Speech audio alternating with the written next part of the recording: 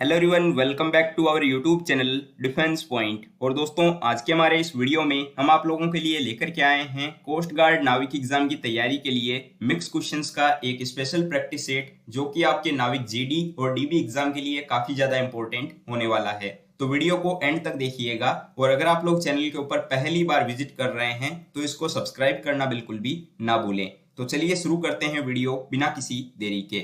तो देखिए, पहला प्रश्न जो कि आपको यहाँ पे दिया गया है कि चेचक यानी कि जो स्मॉल फॉक्स होता है, इसके टीके की जो खोज है ये इसमें से किसने की थी। तो ऑप्शंस दिए गए हैं Jonas Salk, Louis Pasteur, Edward Jenner या फिर लियोन कैलमेट।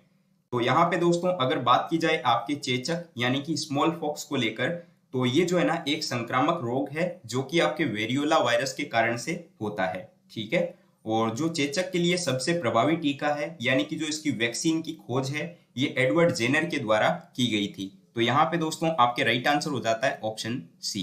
और दोस्तों ये जो क्वेश्चन है आपके नेवी एमआर का भी प्रीवियस ईयर क्वेश्चन है, तो ये इसलिए भी इंपॉर्टेंट हो जाता है। अब देखिए क्वेश्चन नंबर 2। यहाँ पे क्वेश्चन आपको दिया गया है कि विटामिन के जो होता है, इसकी कमी से जो है हमारे शरीर में क्या होता है।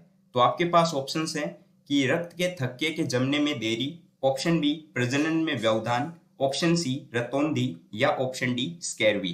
तो अगर बात की जाए विटामिन के को लेकर, तो इसका जो रासायनिक नाम है ये फाइलोक्विनोन होता है। और दोस्तों ये जो है ना मुख्य तौर पे हरी पत्तेदार जो सब्जियां होती है उसमें, और जो सोयाबीन वगैरह होते हैं इसके अंदर काफी प्रचुर मात्रा में पाया जाता है। ठीक है, और दोस्तों इसकी कमी से जो है हमारे जो ब्लड होता है ना उसमें क्लोटिंग में दिक्कत आ जाती है, यानी कि रक्त के थक्के जमने में कठिनाई होती है। ठीक है, तो राइट आंसर हो जाएगा यहाँ पर आपका ऑप्शन नंबर ए कि रक्त के थक्के के जमने में देरी।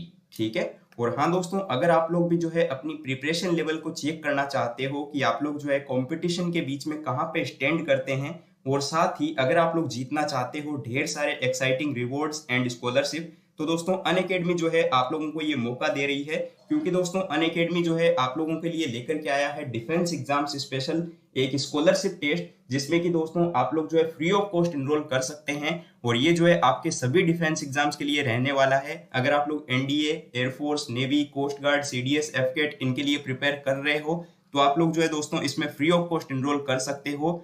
और ये जो आपके स्कॉलरशिप टेस्ट है 13 नवंबर को सुबह 11 बजे होने वाला है दोस्तों, जिसमें कि आप लोग जो है 100% तक स्कॉलरशिप और ढेर सारे प्राइजेस को जीत सकते हैं। इसके साथ ही अगर आप लोग जो है रैंक 1 को सिक्योर करते हैं तो आप लोगों को जो है 5G स्मार्टफोन जीतने का मौका मिलेगा, जो कि 40,000 तक की कीमत का होगा। और इसके साथ ही अगर आप लोग जो है रैंक नंबर 2 से लेकर 20 के बीच में भी आते हो, तो आपको जो है यहाँ पर 1000 रुपए तक के जो है गिफ्ट वाउचर्स देखने को मिल जाएंगे। ठीक है, तो इनरोल करने के लिए दोस्तों आपसे एक रेफरल कोड पूछा जाएगा, तो आप लोगों को कोड यूज में लेना है डिफेंस पॉइंट। ठीक है, और इसमें इनरोल करने की जो लिंक है वो आप लोगों को इस वीडियो के नीचे डिस्क्रिप्शन बॉक्स में देखने को दोस्तों मिल जाएगी। ठीक है, और ये जो है आपके सभी डिफेंस एग्जाम्स के लिए रहने वाला है और फ्री ऑफ कॉस्ट है, तो दोस्तों इसमें इनरोल करना बिल्कुल भी मत भूलिएगा। ठीक है, और इसके साथ ही दोस्तों आप लोग मुझे भी अनअकैडमी के ऊपर फॉलो कर सकते हो, जिसमें कि आप लोग जो है एयरफोर्स, नेवी और कोस्ट गार्ड एग्जाम के लिए हमारी जो स्पेशल क्लासेस होती है उनको फ्री ऑफ कॉस्ट जो है आप लोग एक्सेस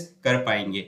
दोस्तों मेरी क्लास को पहली बार अनलॉक करने के लिए आपको एक कोड यूज में लेना होगा डिफेंस पॉइंट। इसके अलावा दोस्तों अगर आप लोग जो है अनअकैडमी के किसी भी प्रीमियम कोर्स में इनरोल करते हैं, तो उसमें भी जो है आप लोगों को ये रेफरल कोड यूज में लेने पे मैक्सिमम डिस्काउंट देखने को मिल जाएगा। ठीक है, तो इससे जुड़ी हुई जो भी लिंक्स हैं दोस्तों वो आप लोगों को इस वीडियो के नीचे डिस्क्रिप्शन बॉक्स में देखने को मिल जाएगी। तो चलिए बढ़ते हैं आगे की ओर। देखिए प्रश्न दिया हुआ है आपको यहाँ पे कि रऊफ और हिकत जो है ये इनमें से कौन से राज्य के नृत्य रूप हैं यानी कि डांस फॉर्म हैं। तो आपके पास में दोस्तों यहाँ पर ऑप्शंस हैं उड़ीसा, जम्मू कश्मीर, मणिपुर या फिर सिक्किम।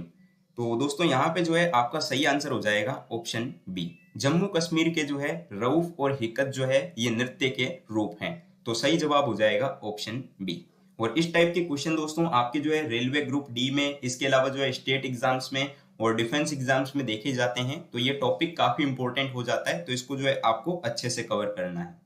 अब देखिए क्वेश्चन नंबर 4। यहाँ पे दोस्तों आपको क्वेश्चन दिया हुआ है कि जो हाई टेम्परेचर होता है यानी कि बहुत उच्च तापमान, इसको जो है मापने के लिए किस उपकरण को उपयोग में लिया जाता है। आपको याद होना चाहिए कि ये जो क्वेश्चन है आपके कोस्ट गार्ड नाविक एग्जाम का ही प्रीवियस ईयर क्वेश्चन भी हो जाता है। तो देखिए ऑप्शंस हैं फेदोमीटर, मैनोमीटर, सेलेनोमीटर या फिर पायरोमीटर। तो यहाँ पे दोस्तों आपका राइट आंसर हो जाएगा ऑप्शन डी। देखिए जो पायरोमीटर होता है ना, इसको जो है उच्च तापमान यानी कि हाई टेम्परेचर को मेजर करने के लिए यूज में लिया जाता है, ठीक है। और ये जो पायरोमीटर है ये स्टीफन के नियम के ऊपर काम करता है। तो दोस्तों ये पॉइंट भी आप लोग जो है विशेष तौर पे ध्यान में रखेंगे। और ये भी याद रख सकते हैं कि इस तापमापी की सहायता से जो है 800 डिग्री सेल्सियस के नीचे का तापमान हम नहीं माप सकते, क्योंकि दोस्तों हम जानते हैं कि कम तापमान पर जो है ऊष्मीय विकिरण उत्सर्जन नहीं होता है, ठीक है। बढ़ते हैं आगे की ओर। अब देखिए क्वेश्चन नंबर 5, और यहाँ पे जो है आपको इंग्लिश के फिलर्स का क्वेश्चन दिया गया है। और इस टाइप के क्वेश्चन भी आपको नाविक एग्जाम में 2 से 3 क्वेश्चन देखने को मिल जाते हैं। तो देखिए सेंटेंस है आपके पास में कि the Singapore government has deported 10 Indian students for dash the government rules, ठीक है। तो आपको जो है बताना है कि सेंटेंस के सेंस के अकॉर्डिंग इन चारों ऑप्शंस में से यहाँ पे क्या फिलअप होगा। तो आपके पास में ऑप्शंस हैं वेंडलाइजिंग, एडिंग, वेरीफाइंग या फिर वायोलेटिंग। तो देखिए इन चारों ऑप्शंस में से यहाँ पे आपका सही जवाब हो जाएगा ऑप्शन डी, वायोलेटिंग। क्योंकि दोस्तों वायोलेटिंग मतलब होता है उल्लंघन करना, ठीक है, या फिर रूल्स को तोड़ना। तो देखिए यहाँ पे सेंटेंस का मतलब क्या हो जाएगा कि जो सिंगापुर गवर्नमेंट है उन्होंने जो है 10 इंडियन स्टूडेंट्स को जो है वापस भेज दिया, क्योंकि उन्होंने जो है गवर्नमेंट रूल्स का जो है उल्लंघन किया था, ठीक है। तो इसीलिए जो है यहाँ पे ऑप्शन डी बिल्कुल करेक्ट हो जाता है। और बाकी ऑप्शंस को लेकर बात करें कि इनका मीनिंग क्या होगा, तो देखिए वेंडलाइजिंग का दोस्तों मतलब हो जाता है एक तरीके से तोड़फोड़ करना, ठीक है। और एडिंग का मतलब होता है यहाँ पर आपके सहायता देना। और जो वेरीफाई होता है तो हम बोलते हैं ना वेरीफाई करना, यानी कि पुष्टि करना या फिर जो है उसकी जांच करना, ठीक है। चलिए बढ़ते हैं आगे की ओर। अब देखिए क्वेश्चन नंबर 6। तो यहाँ पे क्वेश्चन में बोला जा रहा है कि select the most appropriate meaning of the given idiom. तो यहाँ पे दोस्तों आपको एक ईडियम दिया हुआ है, have your heart set on something, ठीक है। तो ये जो have your heart set on something idiom है ना, तो इसका मतलब होता है किसी भी चीज के लिए अत्यधिक लालसा करना, या फिर जो है किसी भी चीज को पाने के लिए जो है मतलब कि लालसा करना। तो अब देखिए इसका जो है अप्रोप्रिएट मीनिंग आपको इन चारों ऑप्शंस में से बताना है। तो यहाँ पर अगर आप लोग ऑप्शन बी को देखें ना, जिसमें कि आपको दिया हुआ है कि to want something very much, तो इसका भी जो है मतलब कुछ आपका जो है ईडियम जैसा ही हो जाता है कि किसी भी चीज को पाने के लिए जो है उसकी अत्यधिक लालसा करना। तो ये जो है इसके लिए बिल्कुल सही आंसर हो जाएगा, ठीक है। तो दोस्तों उम्मीद कर रहा हूं कि आप लोगों को ये प्रैक्टिस सेट पसंद आ रहा होगा। तो इस वीडियो को लाइक जरूर से कर दीजिएगा, और अगर आप लोगों ने टेलीग्राम ग्रुप को ज्वाइन नहीं किया है तो उसको ज्वाइन जरूर से कर लीजिएगा, ताकि आपको जो है पीडीएफ कंटेंट और जो है स्टडी मटेरियल मिलता रहे, और आप लोग जो है क्विजेस को भी डेली अटेंड कर पाएं। अब बढ़ते हैं आगे की ओर। अब देखिए क्वेश्चन नंबर 7, और यहाँ पे दोस्तों आपको कोडिंग डिकोडिंग का क्वेश्चन दिया गया है, जिसमें कि बोला जा रहा है कि किसी निश्चित कूट भाषा में यदि राहुल वर्ड को जो है 180 के द्वारा और पूजा वर्ड को जो है 171 के द्वारा लिखा जाता हो, तो आपको बताना है कि उसी कूट भाषा के अंदर एक दूसरा वर्ड है राजीव, इसको जो है किस तरीके से कूटबद्ध किया जाएगा। तो दोस्तों यहाँ पर देखिए काफी अच्छा सवाल है, इसको ध्यान से समझिएगा। तो यहाँ पर जो है सबसे पहले हम राहुल वर्ड को नोट करेंगे और उसके बाद चेक करेंगे कि इसमें क्या किया गया है। तो आप लोग यहाँ पर देख सकते हैं कि मैंने यहाँ पे राहुल वर्ड को नोट कर लिया है। अब देखिए दोस्तों हम जानते हैं कि जो आर होता है ना, ये अल्फाबेट में 18 नंबर पे आता है, ठीक है। उसी तरीके से जो ए होता है ये आपके अल्फाबेट में 1 नंबर पे आता है, एच जो है ये 8 नंबर पे, यू जो है ये आपके 21 नंबर पे आता है, और एल जो है ये आपके अल्फाबेट में जो है 12 नंबर पे आता है, ठीक है। तो अब दोस्तों अगर हम लोग इनको आपस में ऐड कर लें, ठीक है, तो देखिए दोस्तों आपको ऐड करने पे क्या मिलेगा, तो इनको जो है आपस में ऐड करने से मिल जाएगा आपको 60, ठीक है। लेकिन दोस्तों हमें राहुल के लिए कोड दिया गया था क्वेश्चन में 180, तो यहाँ पे तो हमें 60 मिल रहा है। तो हम क्या कर सकते हैं यहाँ पर कि ये जो 60 है ना, इसको अगर हम मल्टीप्लाई बाई 3 कर लें तो देखिए हमें यहाँ पे 180 मिल जाएगा, ठीक है। तो उसी तरीके से जो है हम सेम राजीव में करेंगे। तो देखिए दोस्तों आर तो जो कि 18 नंबर पे आता है अल्फाबेट में, ए जो कि आपके अल्फाबेट में 1 नंबर पे आता है, जे ये जो है आपके 10 नंबर पे आएगा, और आई जो है ये आपके 9 नंबर पे, और वी जो है ना ये आपके आ जाएगा कितने नंबर पे, 22 पे। तो इनको भी हम क्या करेंगे सबसे पहले कि आपस में ऐड कर लेंगे। तो देखिए दोस्तों यहाँ पर 9 और 1 10 हो जाएगा, 10 और 10 20 हो जाएगा, 20 और 18, ठीक है। तो 30 और 8 38 हो जाएगा, और उसके बाद में इनको भी आपस में ऐड कर लेंगे 22 के साथ में। तो ये देखिए आपको फिर से यहाँ पे कितना मिल जाएगा, 60, ठीक है। तो इसको भी जो है हम मल्टीप्लाई बाई 3 करेंगे, क्योंकि हमने ऊपर भी मल्टीप्लाई बाई 3 किया था। तो देखिए यहाँ पर भी आपको 180 मिल चुका है, यानी कि जो राजीव का कोड होगा ये भी आपके 180 होगा, जो कि ऑप्शन डी में दिया हुआ है। तो correct answer will be option D. उम्मीद करता हूं कि क्वेश्चन आपको यहाँ पे समझ में आ गया होगा। अब देखिए क्वेश्चन नंबर 8, और यहाँ पे जो है आपको रीजनिंग के सीरीज का क्वेश्चन दिया गया है, जिसमें कि बोला जा रहा है कि निम्न संख्या श्रेणी में प्रश्नवाचक चिन्ह के स्थान पर कौन सी संख्या आएगी। तो सबसे पहले दोस्तों मैं इस सीरीज को यहाँ पे नोट कर लेता हूँ।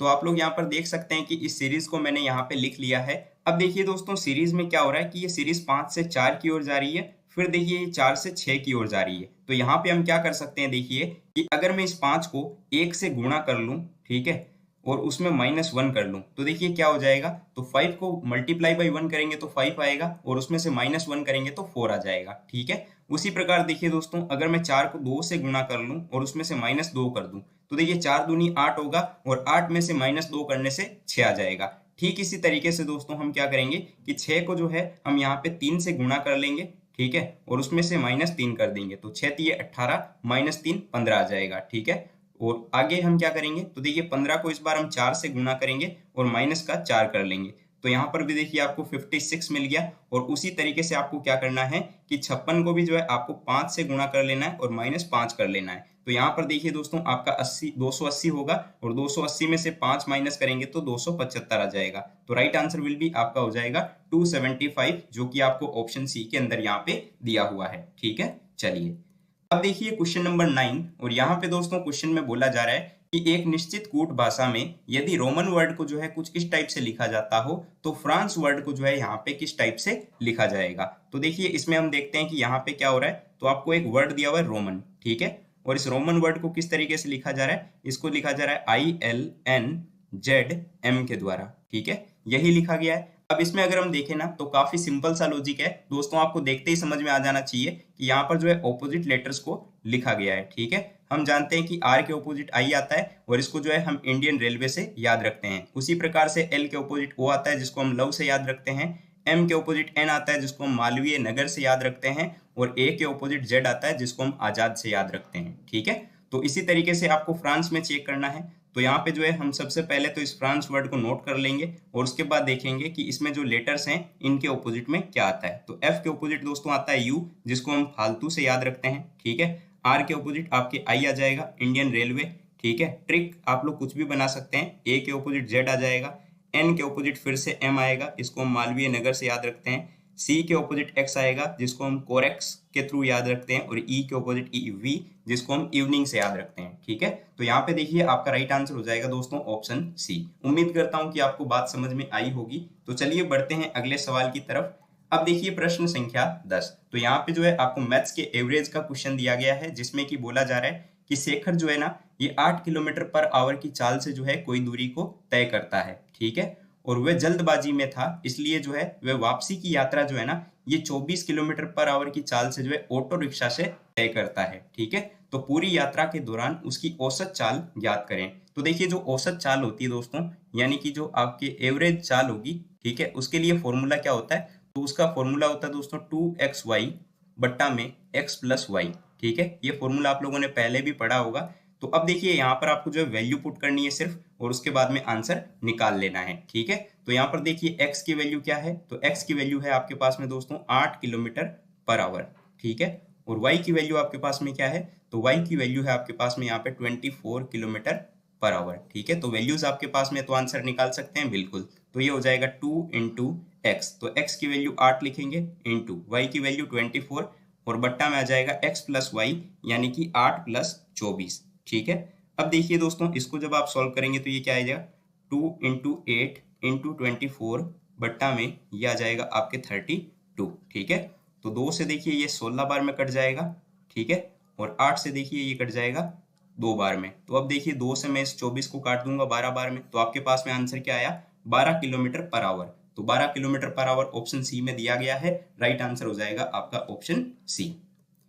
नाउ क्वेश्चन नंबर 11, और यहाँ पे देखिए दोस्तों प्रॉफिट एंड लॉस का एक सवाल दिया गया है, जिसमें कि बोला जा रहा है कि कोई दुकानदार जो है वो 190 रुपए प्रति दर्जन की दर से जो है 20 दर्जन पेन को खरीदता है, और थोक बाजार तक आने जाने में जो है उसको फिर से 200 रुपए खर्चा होता है। तो वो खर्च करता है, और 22 रुपये पर पेन की दर से जो है अगर पेन को बेचता है तो उसका जो लाभ प्रतिशत है वो आप ज्ञात करें। ठीक है, तो देखिए दोस्तों, सबसे पहले दोस्तों हम जो है पेन का जो कॉस्ट प्राइस है वो देखेंगे कि इतना है। तो पेन का कॉस्ट प्राइस आपको दे दिया है कि 190 रुपये के दर से जो है 190 प्रति दर्जन से जो है उसने 20 दर्जन पेन खरीदे, यानी कि 190 इंटू 20 हो जाएगा। ठीक है, ये वैल्यू आपके पास में कितनी आएगी, 3800। ठीक है, अब देखिए दोस्तों, उसने जो है 200 रुपये आने जाने में भी खर्च किए, तो ये भी उसी के अंदर ऐड किए जाएंगे कॉस्ट प्राइस में। ठीक है, तो इस 3800 के साथ में जो है हम उन 200 रुपये को भी ऐड कर लेंगे जो कि उसने आने जाने में खर्च किए, तो ये वैल्यू आ जाएगी आपके पास में, टोटल कॉस्ट प्राइस हो जाएगा कितना, 4000। ठीक है, अब देखिए पेनों की संख्या कितनी है, तो पेनों की संख्या हो जाएगी यहाँ पे 20 इंटू 12। ठीक है, क्योंकि उसने देखिए 20 दर्जन पेन खरीदे हैं और हम जानते हैं कि एक दर्जन में 12 पेन होते हैं। ठीक है ना, तो यहाँ पे देखिए हम लिखेंगे कि पेन की संख्या, तो पेन की संख्या बराबर कितना हो जाएगा, तो ये हो जाएगा आपके 20 इंटू 12, तो ये वैल्यू आपके पास में दोस्तों आ जाएगी 240 आ गई। अब आपको देखिए सेलिंग प्राइस देखना है। ठीक है, तो यहाँ पे देखिए selling price is equal to क्या हो जाएगा कि 240 पेन वो बेचेगा और 22 रुपए के हिसाब से बेच रहा है, तो ये वैल्यू आएगी आपके पास में 5280। ठीक है, अब देखिए आपके पास में क्या क्या है, तो आपके पास में कॉस्ट प्राइस भी है, सेलिंग प्राइस भी है, तो आपके पास प्रॉफिट भी है, तो आप लोग जो है आराम से लाभ परसेंटेज निकाल सकते हैं। बिल्कुल, तो देखिए profit percentage is equal to क्या हो जाएगा यहाँ पे, selling price minus cost price.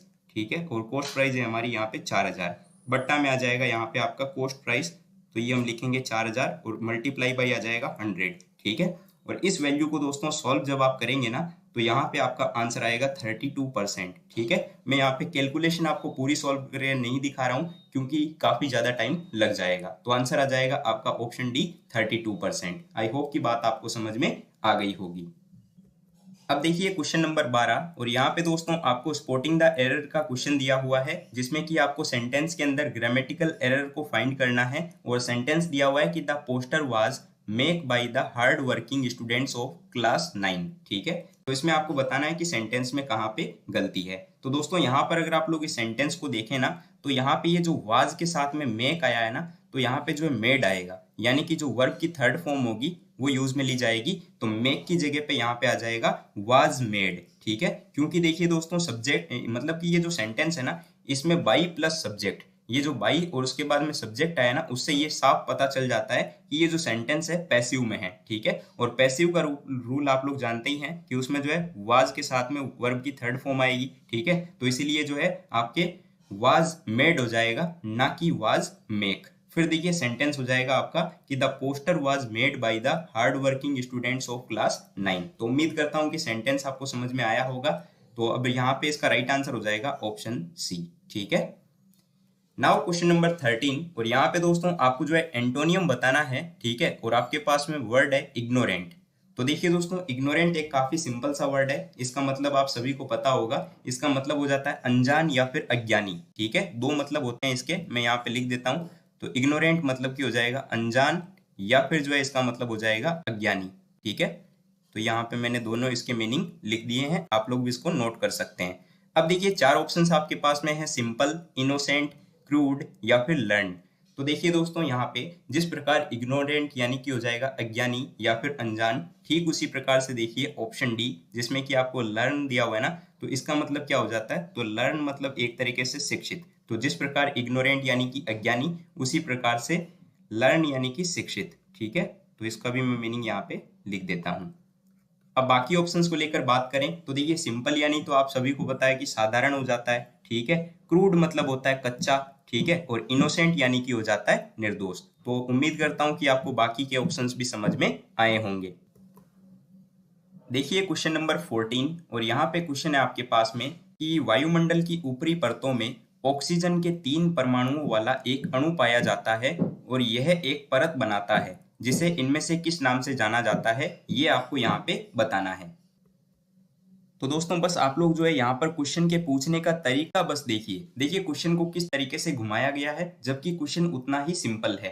हम जानते हैं कि जो ऑक्सीजन के 3 परमाणुओं वाला एक अणु होता है ना, उसको हम क्या बोलते हैं? ओजोन। ठीक है, O3 क्या होता है? तो O3 को तो हम ओजोन ही बोलते हैं। ठीक है, तो ओजोन परत जो है ये पृथ्वी के समताप मंडल यानी कि जो स्ट्रेटोस्फेयर होता है उसके निचले भाग में जो है पृथ्वी के सतह के ऊपर लगभग जो है 10 किलोमीटर से लेके 50 किलोमीटर की दूरी तक पाई जाती है। ठीक है, तो यहाँ पर देखिए इन चारों ऑप्शंस में से आपका राइट आंसर हो जाएगा ऑप्शन डी, ओजोन मंडल। ठीक है ना, चलिए अब देखिए प्रश्न संख्या 15। यहाँ पे जो है परसेंटेज का एक सवाल दिया हुआ है और काफी सिंपल सा सवाल है। तो क्वेश्चन में बोला जा रहा है कि जब चीनी के मूल्य में 50% की वृद्धि होती है तो एक व्यक्ति जो है ना ये चीनी पर अपने व्यय को केवल 25% तक बढ़ाता है और उसे जो है चीनी के उपभोग में कितने प्रतिशत तक, और दशमलव में आपको बताना है सिर्फ 2 स्थानों तक, ठीक है, कि कमी करनी होगी। चलिए तो देखिए दोस्तों, हम मान लेते हैं कि चीनी का जो मूल्य है वो 100 रुपए है। ठीक है, तो हमने यहाँ पे मान लिया कि चीनी का जो मूल्य है वो 100 रुपए है। ठीक है, अब देखिए दोस्तों, मूल्य में वृद्धि के बाद में जो चीनी का मूल्य है वो कितना हो जाएगा, क्योंकि यहाँ पर बोला है कि 50% का उसमें जो है वृद्धि होता है। ठीक है, देखिए वृद्धि के बाद मूल्य बराबर कितना हो जाएगा, तो पहले 100 रुपए था। ठीक है, अब बोला गया है कि 50% की वृद्धि होती है यानी कि 150 हो गया और बट्टा में 100 आ जाएगा। परसेंटेज का मतलब ही आपके पता ही है आपको, तो यहाँ से देखिए 100 का 100 कैंसिल हो जाएगा और आपके पास में यहाँ पे वैल्यू आ जाएगी 150 रुपए। ठीक है, अब देखिए दोस्तों, जो व्यक्ति है ना वो अपनी खपत को बढ़ाता है 25% से। ठीक है, तो जब ये 25% से इसको बढ़ाएगा तो ये क्या हो जाएगा, 100 गुना 125 बट्टा में आ जाएगा 100। ठीक है, तो 100 से 100 कैंसिल हो जाएगा और ये वैल्यू आएगी आपके पास में 125। तो अब देखिए दोस्तों, जो आपके नया अनुपात हो जाएगा, ठीक है, वो कितना हो जाएगा, तो नया अनुपात तो आपके पास में 150 अनुपात 125 आएगा। ठीक है, ये आ गया। अब देखिए दोस्तों, आप अगर अब निकाल सकते हैं कि प्रतिशत कमी जो है वो कितनी होगी। ठीक है, तो यहाँ पे हम लिखेंगे परसेंटेज लॉस। ठीक है, जो आपके एक तरीके से हम बोलते हैं ना कि प्रतिशत कमी, तो loss percentage is equal to हो जाएगा आपके ये कितना, 150 माइनस 125 बट्टा में क्या आ जाएगा 150 और मल्टीप्लाई बाई 100। ठीक है, तो इसको जब आप सॉल्व कर लेंगे तो ये वैल्यू आएगी दोस्तों आपके पास में 16.67%। ठीक है, और ये आपको दिया हुआ है यहाँ पर कौन से ऑप्शन में, तो ऑप्शन डी के अंदर आपको देखने को मिल जाएगा। तो उम्मीद करता हूँ कि क्वेश्चन आपको यहाँ पे समझ में आ गया होगा। अब देखिए क्वेश्चन नंबर 16। तो यहाँ पे दोस्तों आपको जो है इस क्वेश्चन के अंदर सिनोनियम बताना है और आपको एक वर्ड दिया हुआ है स्टीम। ठीक है, तो स्टीम वर्ड का मीनिंग क्या होता है, तो ये जो स्टीम वर्ड है इसका मीनिंग हो जाता है दोस्तों एक तरीके से आदर करना। ठीक है, तो आपको इन चारों ऑप्शंस में से बताना है कि इसका जो है एप्रोप्रिएट सिनोनियम क्या होगा। तो देखिए ऑप्शंस दिए गए हैं डिसरिस्पेक्ट, रिगार्ड, डिसरिगार्ड या फिर क्रिटिसाइज। तो देखिए जिस प्रकार स्टीम यानी कि होता है आदर करना, ठीक उसी तरीके से दोस्तों ये जो रिगार्ड है ऑप्शन बी में जो दिया हुआ है ना, ये इसका प्रॉपर सिनोनियम हो जाएगा, क्योंकि रिगार्ड का मतलब भी हम बोलते हैं कि सम्मान करना होता है। ठीक है, तो जिस प्रकार स्टीम यानी कि आदर, ठीक उसी तरीके से रिगार्ड यानी कि सम्मान। और देखिए बाकी ऑप्शंस को लेकर बात करें तो क्रिटिसाइज मतलब होता है एक तरीके से किसी की आलोचना करना। ठीक है, ये काफी फेमस वर्ड है, आपको पता होगा। और देखिए डिसरिगार्ड मतलब होता है एक तरीके से किसी की उपेक्षा करना। ठीक है, और बाकी देखिए डिसरिस्पेक्ट यानी कि किसी का तिरस्कार करना। तो आई होप कि आपको ये ऑप्शंस भी समझ में आ गए होंगे। अब देखिए क्वेश्चन नंबर 17। तो यहाँ पे दोस्तों क्वेश्चन में बोला जा रहा है कि select the most appropriate meaning of the given idiom. तो यहाँ पे आपको ईडियम दिया हुआ है कवर अप। तो देखिए जैसा कि इसके नाम से ही पता चल रहा है, इसको पढ़ने से ही पता चल रहा है आपको कि कवर अप यानी कि किसी चीज को छुपा लेना या फिर किसी चीज को गुप्त रखना। ठीक है, तो यहाँ पे मैं इसमें लिख देता हूँ छिपाना। ठीक है, इसका आप दूसरा मीनिंग भी लिख सकते हैं गुप्त रखना। ठीक है, क्या हो जाएगा, गुप्त रखना यानी कि किसी चीज को हाइड करना।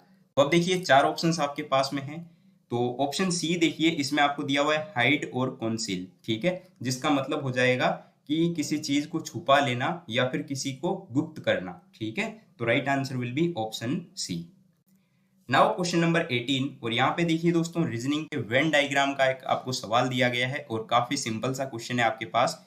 आपको जो है गरुड़, पक्षी और बिल्ली के बीच में बताना है कि किस टाइप का वेन डायग्राम यहाँ पर बनेगा। तो देखिए अगर इन ऑप्शंस को देखा जाए ना तो यहाँ पे आपका राइट आंसर हो जाएगा ऑप्शन सी वाला। क्यों, तो देखिए दोस्तों यहाँ पर हम जानते हैं कि जो पक्षी होगा, ठीक है, तो पक्षी की कैटेगरी में आ जाएगा गरुड़। तो पक्षी की कैटेगरी में गरुड़ आ गया और देखिए बिल्ली जो है ये अलग हो जाएगी, क्योंकि बिल्ली जो है ये पक्षी नहीं है, ये जानवर है। ठीक है, तो यहाँ पे बिल्ली जो है ये आपके अलग हो जाएगी, और बाकी देखिए पक्षी की कैटेगरी में आ जाएगा गरुड़। तो right answer will be option C.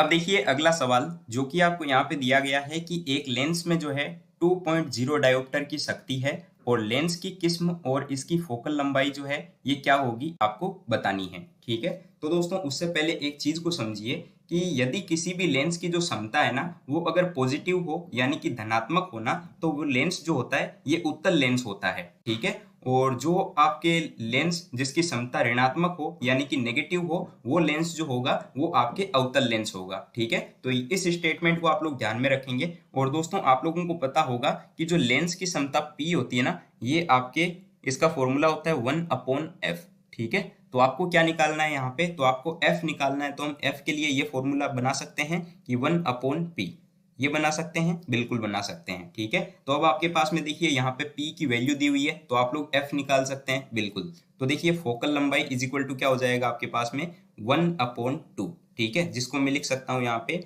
0.5 metre. ठीक है, क्योंकि फोकल लंबाई है तो ये मीटर में होगी। तो यहाँ पर देखिए ऑप्शंस अगर आप लोग देखेंगे ना, तो यहाँ पे राइट आंसर हो जाएगा ऑप्शन डी कॉन्वेक्स, यानी कि उत्तल होगा ये, और साथ में जो है इसकी जो लंबाई होगी वो 0.5 मीटर होगी। ठीक है, और मैंने आपको बताया ही था कि लेंस की क्षमता जब धनात्मक दी हुई हो तो वो लेंस जो है वो उत्तल लेंस होता है, इसीलिए जो है इसको हमने कॉन्वेक्स सिलेक्ट किया है।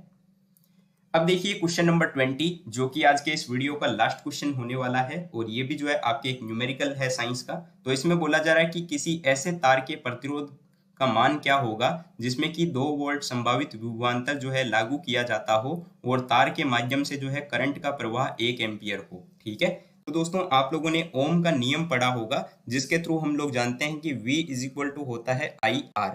ठीक है, यानी कि विभवांतर इज इक्वल टू धारा गुणा प्रतिरोध। ठीक है, तो यहाँ से देखिए दोस्तों, क्योंकि हम लोग जानते हैं कि R इज इक्वल टू क्या होता है V/I होता है। ठीक है, तो यहाँ से देखिए वैल्यू आप लोग पुट कर लीजिए और आंसर निकाल लीजिए। तो देखिए V की वैल्यू आपके पास में 2 है और I की वैल्यू 1 है। तो यहाँ से दोस्तों आपके पास में R इज इक्वल टू क्या आ जाएगा, तो R इज इक्वल टू आपके पास में 2 ओम आएगा। ठीक है ना, तो R इज इक्वल टू आ चुका है 2 ओम। तो यहाँ पे देखिए ऑप्शंस, जिसमें कि आपको ऑप्शन बी में दिया हुआ है 2 ओम, तो right answer will be option B. तो उम्मीद करता हूँ कि आपको ये क्वेश्चन भी समझ में आ गया होगा। तो दोस्तों आज के प्रैक्टिस सेट में हम 20 क्वेश्चंस को सॉल्व किए हैं, तो उम्मीद करता हूँ कि सारे क्वेश्चन आपको समझ में आए होंगे। तो किसी भी क्वेश्चन को लेकर कोई डाउट है तो आप लोग वीडियो के नीचे कमेंट बॉक्स में पूछ सकते हैं। और अब एक क्वेश्चन आप लोगों के लिए है क्वेश्चन फॉर यू सीरीज में, जिसमें कि आपको बताना है कि निम्नलिखित में से किसकी कोई इकाई नहीं है, यानी कि which of the following has no unit. तो आपके पास ऑप्शंस हैं घनत्व, सापेक्षिक घनत्व, विस्थापन या फिर दाब। तो जो भी इसका राइट आंसर है वो आप लोग इस वीडियो के नीचे कमेंट बॉक्स में कमेंट करके बताएंगे। और वीडियो पसंद आया हो तो इसको लाइक करिएगा, चैनल पर नए हो तो इसको सब्सक्राइब करिएगा, और अपने दोस्तों के साथ में शेयर करना बिल्कुल भी मत भूलिएगा। हम मिलते हैं दोस्तों हमारे एक नए वीडियो में नए टॉपिक के साथ में, तब तक के लिए जय Hind and thank you so much for watching this video.